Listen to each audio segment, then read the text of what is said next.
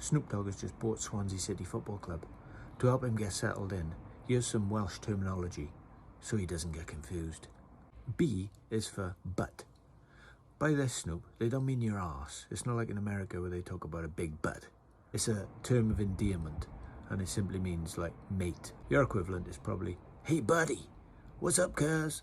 What's good, bro? But in Swansea, this is, alright bud. It might be high.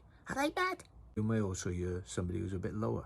Alright Snoop, alright bud. Hi, welcome bud, welcome to Swansea bud. Or somebody somewhere in the middle. Alright bud, how's it going Snoop, alright? Yeah, you alright bud? Hi. Oh, you settling in bud? You alright? You enjoying Swansea, like?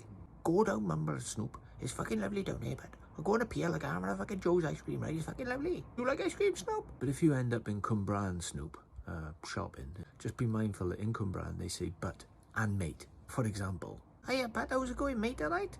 How are you, mate? You alright, bud? See, they have both, yeah? You know what mate is already, Snoop. But butt is one to look out for. And remember, it's a bit like buddy for you, or cuz, or bro, yeah? Follow for more, Snoop, and have a good day.